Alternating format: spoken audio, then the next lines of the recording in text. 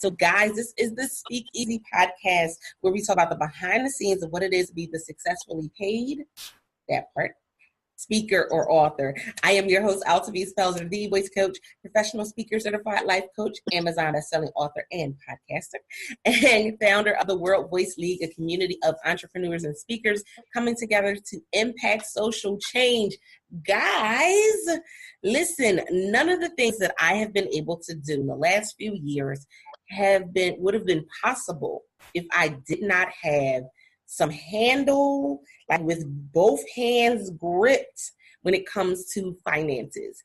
And I'm going to start it off by saying I had a horrible, absolutely horrible relationship with money. And so, you know how you want to get started. And I'm just going to be a little honest and open with you guys before we even introduce the first guest, because I feel as though a lot of times people think, when starting a new business, I can just do an MLM and, you know, that'll build momentum, add money. I tried that. I won't tell you how many MLMs I did. Not going to throw myself all the way under the bus, but oftentimes when we are doing it and we're not focused, we don't have that dream team, we don't have those people we can talk to about finances, what ends up happening is you end up putting out more money than what you're actually bringing.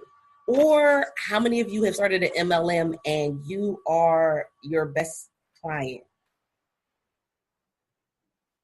That's really not how any of this is supposed to go. So I literally had to go through a cleansing process. And what I did was I did it easily because I did it with my membership group. But normally when we're starting out, you don't really have anybody to talk to. So I'm excited about our guest today. Hey, Ken. I said Candace. Hey, Constance, look. Because that's one of the people that was on my team when I was talking about money. Okay. How are you? You know what? I get called Candace all the time, ever since middle school. They say, you look like a Candace. I'm like, what does a Candace look like? Right? What does that look like? I don't understand. I don't know. No, that was definitely one of the people that I had to talk, that I had on my corner when I was getting started and rebranding my business. I could kind of go and say, hey, so I'm thinking about putting out money for this, this, and this. And she would go, hey, I don't think you need that or that. Right. So before we dive in anymore, Constance, tell them a little bit about yourself and then we'll dive into today's topic. Awesome. Well, I'm a financial coach and insurance broker and a former small business consultant. I've been experienced for over 10 years now. And basically, I work from everybody from individuals to business owners, families even. I go out and I speak and I teach on financial literacy in the communities. Those are all free events that I do because the purpose behind that is to increase the literacy so that we are making better decisions now that we're more informed. And so I'm doing that most of the week. I travel and do one-on-one consults with clients. I absolutely love it. And if anybody doesn't know my story is basically I came from literally nothing with no financial literacy in my family, in my immediate circle. And a lot of what I learned as a young adult, a young parent, I figured it out, Googled things, got a lot of decline letters, got turned down for lots of things. And I literally had to start from literally nothing and build myself up to the point where I could be an ambassador, if you will, for how you could be ignorant one minute and have the tools and knowledge the next minute to make some impact in your own life. And I'm the type of person where if I find out something good, I'm not just going to keep that to myself. So I was already telling my family and friends everything that I came across as I came across it so that I wouldn't be the only one excelling in life. I wouldn't be the only one learning in life. So once I started sharing that information, now my village is becoming stronger, right? Because it's not always about me, right? It's not an island situation. It is, who can I bring with me in this community so that we can have a larger impact? So that's what I do on a regular basis, is just go out and teach and sit down with people one-on-one and help them strategize. So I absolutely love what I do. So, and that leads us right into a great segue, because let's talk about it. Financial literacy.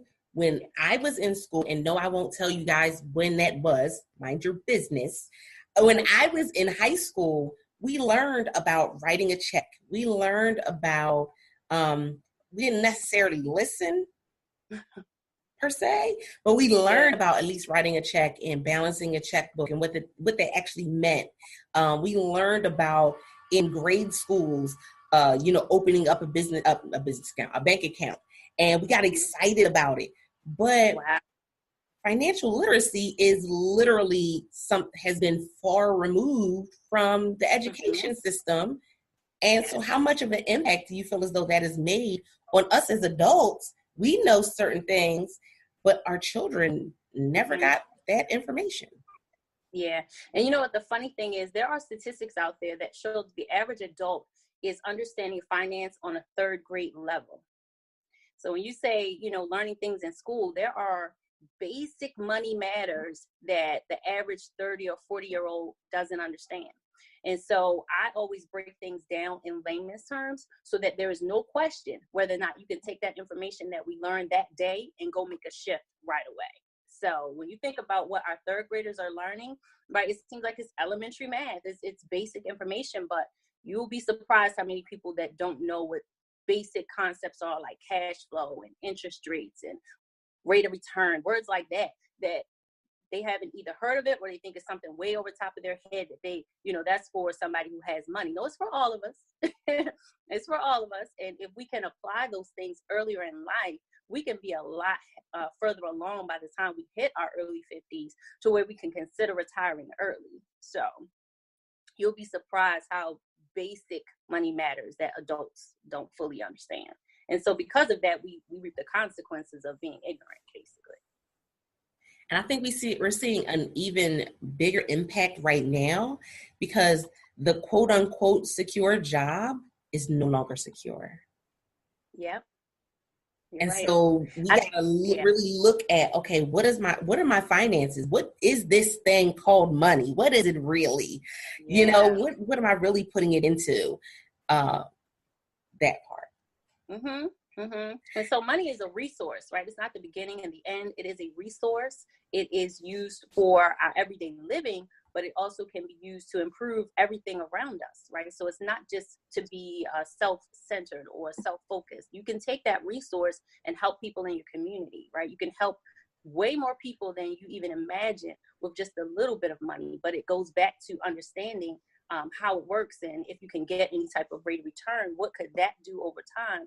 So that not only you are living a successful life, but the people around you. So I am an advocate for, sitting down with someone. If you don't understand, there's plenty of coaches out there. There's plenty of even insurance agents that can kind of give you, that information that if you understand how to prevent losses, then that also is saving money. So, there's a dream team, if you will, of people that you want to have in your back pocket so that you don't have to be the expert as your thing might be speaking, or you might have a product or a service. It might not be your thing to know everything about money, but if you have a basic knowledge and you have a good team behind you, you will be able to go out there and do a lot of good in the world.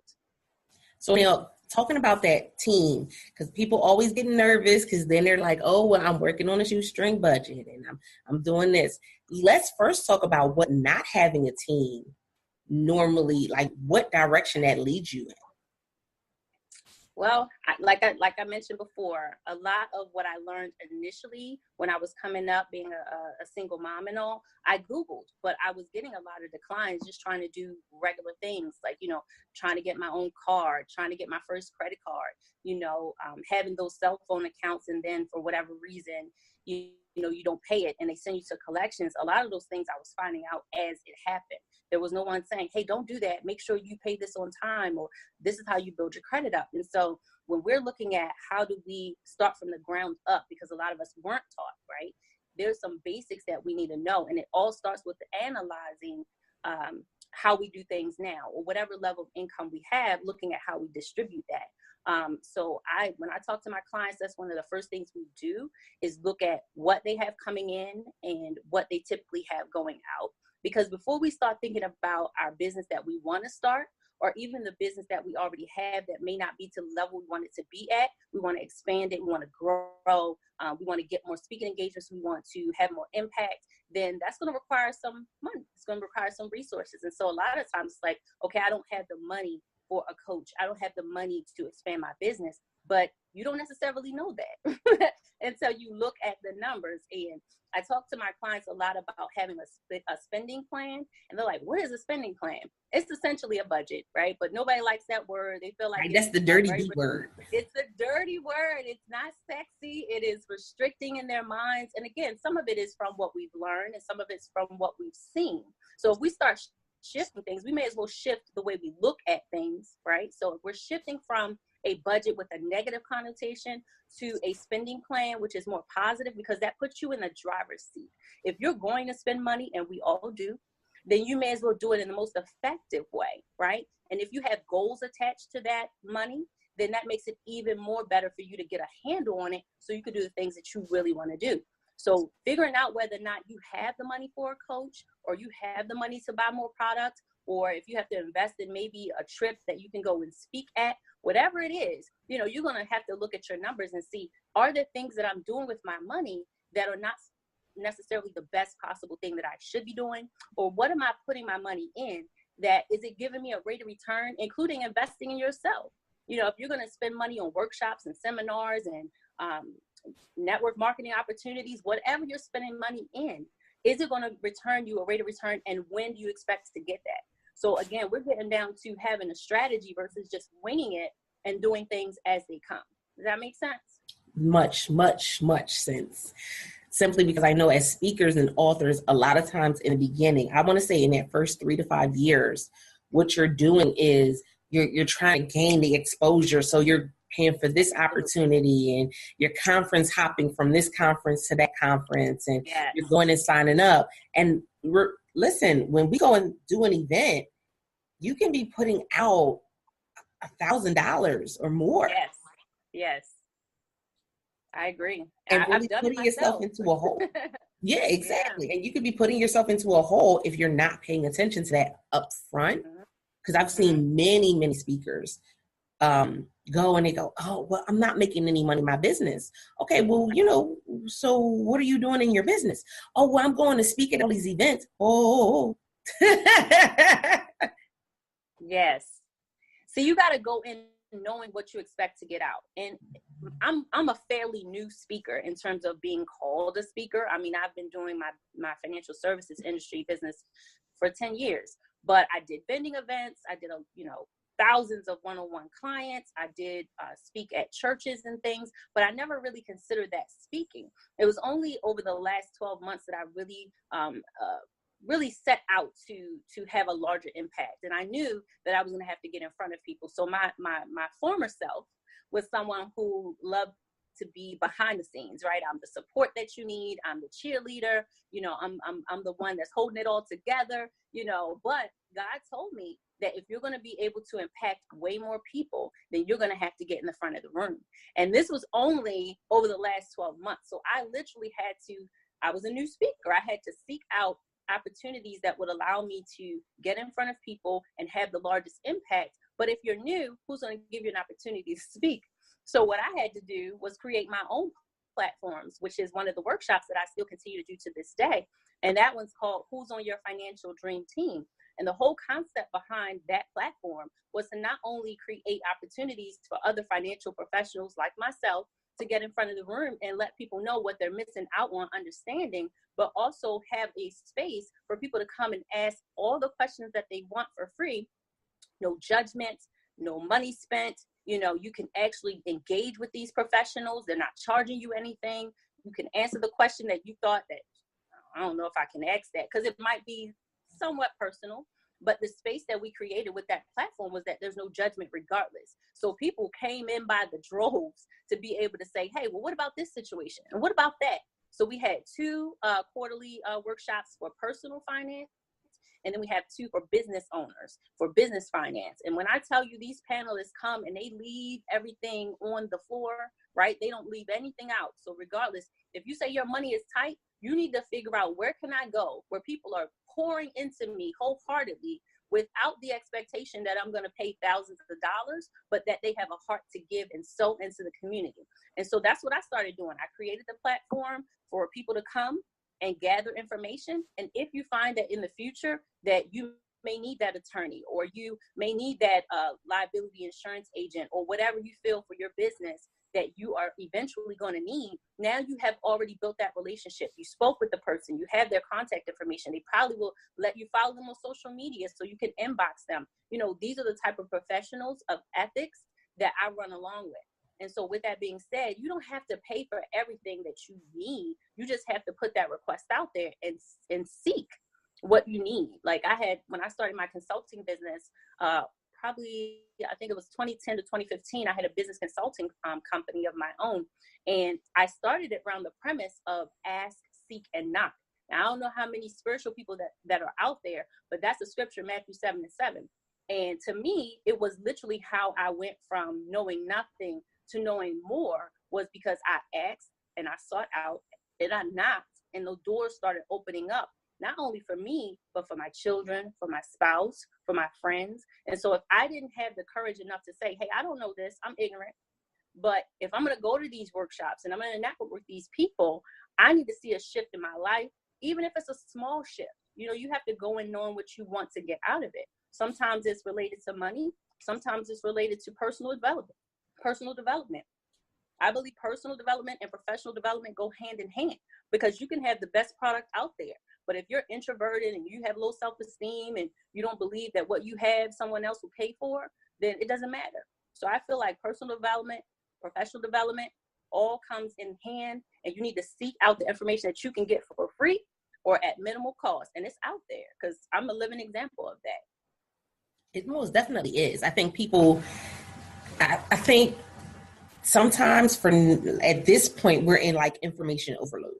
Guys, you can literally go to Google. Uncle Google knows a lot. Now, we can't trust everything Uncle Google knows, but Uncle Google is like the drunk uncle at the family picnic. You got to be careful. Yes.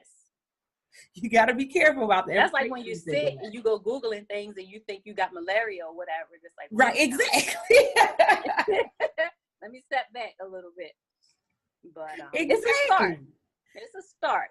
It's a start.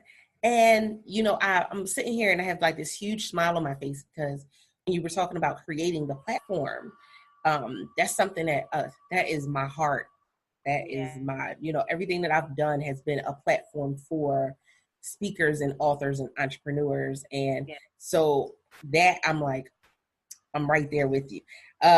Simply because I feel as though, you do have a lot of people who are, they understand the information's out there, but they're still scared to ask. And it's part of it, I want to say, is because of how we were raised. Mm-hmm. Part of it is just that fear. I know that I was, just in Red Table Talk. And now we all know that Jada has been doing a phenomenal, Willow and Gammy has been doing a phenomenal job with Red Table Talk.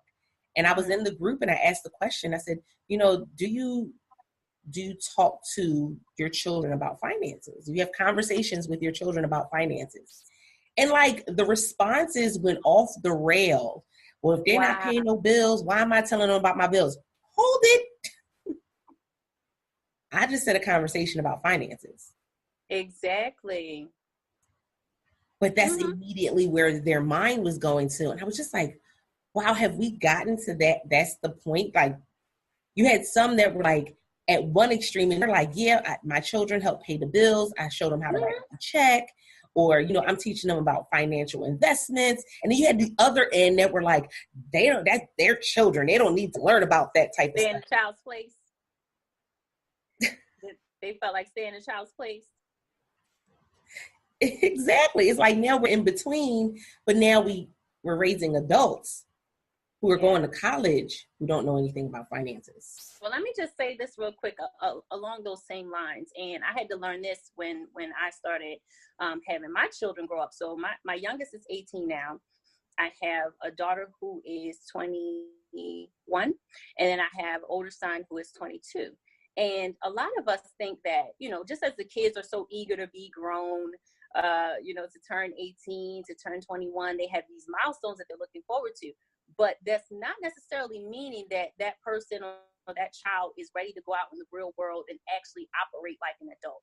And so you're like, okay, you're 18 now, go get an apartment, get a car, get out of here, pay your own cell phone bill, do all these things. And like you said in that post, if you haven't talked to them or even shown them how to do those basic life skills, then you're setting them up for failure. They're just as eager to get out the door, but they don't know that the big bad wolf is out there, which is ignorance. And so when you get out there and you start falling on your head and you got to come back home after a couple of months, not only are they upset, they cramp your style. So it took nothing for you to sit down and show them, like you said, how to write a check, how to log in and pay your bills, how to manage your checkbook. These are things that, yeah, some of us had to learn the hard way, but each generation should get better than the last. And so if I want my kids to be stable and stay stable, then I've got to take that time and show them how to do this. It's not just get a job or start earning income and then toss it up. No, it's how do I take this income and do the best thing possible for my life? And if you didn't teach that, don't expect them to know it. Don't expect them to magically know what you know. So that part. Don't expect them to magically know what you know, or magically find out about what it is you or don't know. Right. And truth be told, some of the parents are still struggling in those areas. And you get a lot of that as well. They're upset that, I don't know why he has to come back home or whatever, but it's going to be a strain on you again, because there's some things that you don't know or that you haven't put in place since that person left the house. And so it just comes right back to literacy, and you can't teach what you don't know. And so if you did not take the time to go to that banker and ask about these NSF fees, or go to your insurance agent and ask, am I paying the right premium for what I actually need? Am I overpaying, underpaying? Do I need to protect something more than I am? Why? Why do I need to do that? What's the difference? If you're not asking those questions and getting the proper information, then you cannot expect your children to go out there and just know it. You know what I'm saying? They're going to fail, and then you're going to be upset. But, we all have to learn. I try to learn something new every single day. I read everything.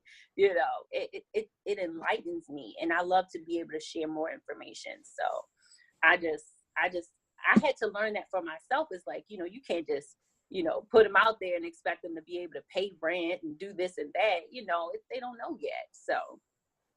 Exactly. I definitely agree with you there. It's something to think about. We can't keep expecting somebody else to be the one to share it or somebody else to be the one to teach it. We just got to go ahead and teach it ourselves. Mm-hmm. Mm-hmm. So now, seeking out knowledge on our own. Yep. That's it. So now, we go back to this finance piece to, Yes. We have a dream. I have a dream that I'm going to be out of debt. I have a dream that I'm going to start this business. I have a dream that every house in the world is going to have a cupcake from my bakery. But in the beginning, when we talk about financing that dream, man. You about to get me started, aren't you? I'm shaking my foot. Oh my God. So I have people who ask me, especially aspiring entrepreneurs, they say, is my focus personal finance or business finance? They're coming from the perspective of what should I prioritize, right? And I always tell them they're not mutually exclusive, because at the end of the day, like you said, when you're within your first 5 years of your business, you are the personal guarantor, whether you want to be or not. You haven't built any business credit for them to be able to separate from yourself. And so when you're going in that bank and you feel like, oh, I need a business loan and that'll make all my dreams come true, first thing they're going to ask you is for your statements, right? To show what have you done in this business? What type of income have you had coming in consistently? And they want to see that over a course of time. So if you just started the business, there are no statements, okay? And they're going to pull your social security number and see what your personal credit looks like. So you can't put one off for the other, because if you don't have your personal finances together and you're the personal guarantor for your business, now both of those are at a halt, right? Your personal finances, you can't get a loan in that regard, and then you surely can't get it for the business. So I always tell them it's not mutually exclusive. We're going to take it step by step.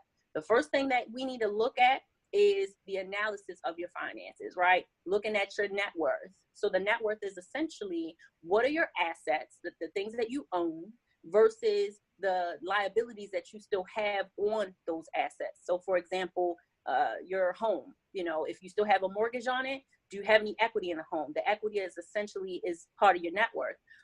If you have a vehicle, you know, even if it's not paid off, what is the car valued at versus what is the loan that you still owe on it? Do you have value in that vehicle, or is it a limit, or is it upside down, basically? So when you look at your net worth, that's going to let you know if it's in the red, meaning you owe more than you have assets to. That's not a good situation because you have nowhere to pull any money from. The second thing is your cash flow, right? So the cash flow is essentially how much you have coming in versus the expenses that you have going out. Again, if that is at a shortfall or negative, you spend more than you make, meaning you're going into the next month behind, then again, how can you assess your business to say, I have X amount that I can pour into my marketing. I have X amount that I can pour into equipment, or I can go and pay for that speaking engagement that allows me to get some type of platform. If you have no cash flow, you're not going to be able to do that. And if you do, you're just robbing Peter to pay Paul before you even earn $1 in your speaking business, or before you earn $1 in the products and services that you have. So making an assessment, have coming in, everything you have going out, which is going to tell us what's left over, the cash flow. That's the money that you use to invest in yourself. That's the money you use to invest in any type of other vehicles, such as investments. That is also the money you may need to use to pay down your debts so that you improve your credit, right? And you're clearing up on your credit bureau so that when these creditors pull that as the personal guarantor, not only are they seeing a reasonable score, but they're seeing how your payment history is. Nobody's going to give you money if they have no idea how your ability to repay it is. So it is not a mutually exclusive thing. You need to take a look at your personal finance so that you see that there's money left over to invest in your business. I don't care if it's speaking business or if it's something where you have an actual tangible product or a service. You really need to look at your personal finances first. So that's the prime thing. Before you start thinking about getting a business loan, look at your personal finances and see if you have money so that you can be that guarantor, because you are, regardless of whether you want to be or not. That part is so very important. I think too many people are just jumping. They jump ship thinking, well, no, I don't really need to, because my personal is personal. My business is business. But I tell people, listen, life and business is going to go hand in hand. Listen, all along this journey, there is no, I can pick up one and put the other down. It doesn't work that way. Right. Very true. Mm-hmm. It doesn't work that way. At least not when you start a business, it doesn't. So I definitely appreciate you saying that part, because I can't tell you how many conversations I've had with people, and I was going to say, are my edges still intact? Because I don't know if I snatched any. Did I snatch any? Sheesh. Right? It happens, though. You know, we got to be real about this so that we're not giving out any illusions to being an entrepreneur, because it's cute to say I have a business, or, you know, I'm a speaker now, but there are expenses underneath all that. And if we can't handle them, we're just going backwards. So we need somebody to be able to be real and realistic about what we can do. And it doesn't mean that you have to put it off. It just means that we have to strategize a little bit better, and you can get it done. So very true. You said that magic S word, strategize. You got to put it together. So this financial dream team, who should be on this financial dream team? Because I'm going to tell you what somebody in the audience is thinking right now. Somebody's like, oh, I got an auntie that used to do taxes fresh out of college. Maybe I should go call my auntie up. And auntie, she can come, because I ain't got to pay auntie, you know, because she auntie. I'm so glad you said that. She good. Maybe that's who I need to have on my dream team. Well, I'm going to throw them out there real fast, and then I'm going to pull myself back. So I'm glad you started with that one. Basically, a CPA, right? You need a tax professional, someone who specializes in business, right? Not just the person who, you know, before you even thought about doing a business, they were handling your taxes every year and make sure you get a refund. There are a lot of changes that have recently happened in the tax world. Some things that you're just not going to know. And even if you read it, you may not understand. That's why you need a CPA, preferably, or at least a tax professional who specializes in business. You also need to have a business attorney, right? Now, this is not something that you're going to need to get right out the gate, but it is someone who can help you read over contracts, that you may eventually start getting into, whether it's speaker contracts or, inventory, anything like that, where it's an agreement between you and another party, you need to have that business attorney. Now, a lot of them will have a retainer that you pay, and then whenever you have questions, you can ask those questions. Again, if you're a little short on cash, it's not something you immediately need, but it's definitely somebody you need to start building a relationship with. You also need to have an insurance agent, maybe even more than one, because insurance agents have different licenses in different fields. So a lot of times when you think about an insurance agent, you're thinking about like car, home, things like that. So that's your PNC agent is what they call them, liability, right? So liability insurance agents will also help you to protect your business, even if you are a speaker, right? You want to protect yourself with something called errors and omissions. If you're giving advice in some regard as the professional or as the expert, then the people that you're talking to are going to take that information as you stated. And if you tell someone something and it causes them some type of harm, whether it's financial harm or, something you have advised them to do as the professional, and they try to sue you because it didn't go the way that you all anticipated, then you need to have a policy in place that protects you or protects your business from that type of liability. So you need insurance agents in that regard.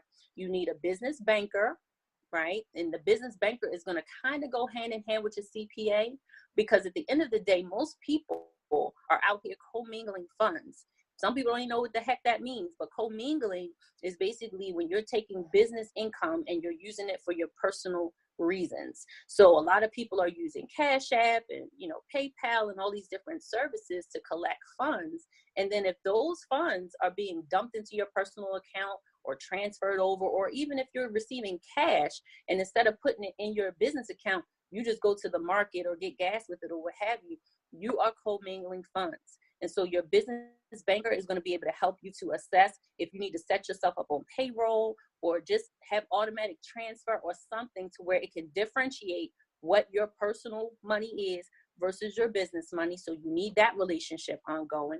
And then I would also recommend like a business coach. We have plenty of programs, especially in Baltimore, of business coaches that are out there that can kind of assist you with not only getting your business plan together. Some of these programs have it for free. But also where you can find out about grants and loans that are available to you, so that now, even though you might be the personal guarantor in the beginning, if you can structure your business plan appropriately, then now you can submit that for funds. And this is what we call OPM, other people's money. You have people who believe in what you have submitted. Just as you believe in your business, you want to get others on board. And you can't do that just by word of mouth. You have to show them a structure of what your ideas are. And with that, you can get those grants or even small business loans. But again, you need a team, people who know what they do inside and out, don't mind giving you insight, even if maybe you haven't become a client yet, but they can give you a little insight as to step by step, what do you need to do? So I would say CPA or tax professional, business attorney, insurance agents or agents, business banker, and possibly a business coach if you can find someone who is inexpensive or someone who has a nonprofit that they can help you to do that. So that would be like my starting 5 or 6 for your speaker business or tangible brick and mortar business. Definitely those professionals. Oh, wow. You hit the nail on the head with that one. Because I'm sitting here going, and as someone who has just reached year 5 of business, I'm like, man, if I would have known some of the things that I've found out just within the last 6 months to a year, when it comes to the financial piece of business, I think I would be a lot further ahead. We get a little excited and invest in all types of stuff. And then the things that we really needed to be invested in, we never even knew about. Yes. And so we definitely have to be really careful about that. And I think right now we're in a time span where people are going and starting to sue coaches, and they are going and starting to say, hey, you said I would do X, Y, and Z, and that's not what happened in your program. So we do have to make sure that we're placing ourselves. Granted, we can't protect ourselves from everything that happens. But we do need to make sure that we have a secure foundation. Yeah, because life happens. It happens in our personal life, and it will happen in your business. different things that you may be engaged in, you may find that someone wants to challenge your product or your service or some advice that you've given. And, protecting yourself from the what ifs is the way to go. It may or may not be a situation that happens often, but when it does, it could be something that almost knocks you out the water. And you definitely want to have a team behind you who can just say, hey, I'll make the call, or I've got it. You paid your premium or you paid your consultation fee or what have you, and you have that person behind you that's going to take care of it, Yeah, that part is so very important. And so I always ask everybody that comes onto the platform, in this journey so far, have you had any blunders? And we've had people talk about doing their font for their book too small, or wardrobe malfunctions when they were going to an event, all types of stuff. But thinking about your journey so far, has there been anything that you can look back on and say, you know what, maybe that wasn't the best option? I can't even really say that it was something external, but it was internal, right? And I've only been, like I said, after this professional speaking thing over the last 12 months, really, really steadily. And the one thing that seems to knock me out every time is procrastination. Whether I have to, prepare for a workshop, or whether I have to, put my speech together, or, my chapter. I'm going to be co-authoring 2 anthologies this year. And so, I'll get it done, next week after so-and-so. And it's just like, you know what, you could be so much further ahead and less stressed if you did not procrastinate. And that is something that not just people in business struggle with. Regular Joes, struggle with this thing. But I know for me, that was the one thing that I thought was a minor issue that ended up becoming a major issue, to the point where I felt like, look, I need to get me a coach. I need to get me somebody who's going to be like, look, you need to get this done by tomorrow. You know what I'm saying? Because if it was up to me, I would wait till 2 days before. And I'm like, look, you can't do that, So procrastination was really the thing that was a bane of my existence when I started thinking of it. Because I'm thinking, oh, this stuff, you could just go off the top of the dome. You don't go up the top of the dome. You don't do that. So, especially with the speaking business. So I love a lot of the resources that are on Facebook for speakers. Like I love Black Speakers Network. I get a lot of information from there. The emails that they send out about all of the webinars and things that come up, I could just go on my phone and learn, because, it's a lot to be a speaker. Even if you know your content really well, if you don't prepare for that, you will stress yourself out. And the idea behind what you're talking about, whatever your subject is, you're more than likely trying to impact the listener, right? And not necessarily just do it for yourself. So if you don't take the time to invest the time, I should say, in preparing, then you're shortchanging the person that has spent their time and money to come and listen if you didn't even invest the time to prepare. So I was like, I can't do that. This message is too important to too many people, and I have to really, really, take it seriously. So that was the one thing over the last year that I had to really get a handle on, because I said, it's too many people that need to know what I have. And for me to be frazzled, I'm not giving my best. So that was a big thing for me. Procrastination hurts is like a little phrase that I used to say. Procrastination hurts. I have to agree with you there. Yes. I found that one out too my first couple of years. It's like, when putting together a speech, yeah, you can put something together. You're good. You don't have to, work on it as right. And because of the way I put my speeches together, I don't have to work on it as much as some other speakers do. So I get that part. But I was rogue. Oh my gosh, not rogue. I was a rogue speaker. We just gonna come up on the scene and I'm gonna put it together right there, right now. Oh wow. Or not fully taking full advantage of the event, because listen, if I'm just coming up with something on the fly, I haven't really done the research of the audience or that'll be there. It may not even be something that they're interested in or something that they want. So I learned my lesson. I got the smack on the hand about that one myself. I understand. Definitely got the smack on the hand about that one. So, oh my goodness, I appreciate you so much, Constance. I love this conversation. It's been a conversation that I've had to have with myself, with my team, with my children, that part.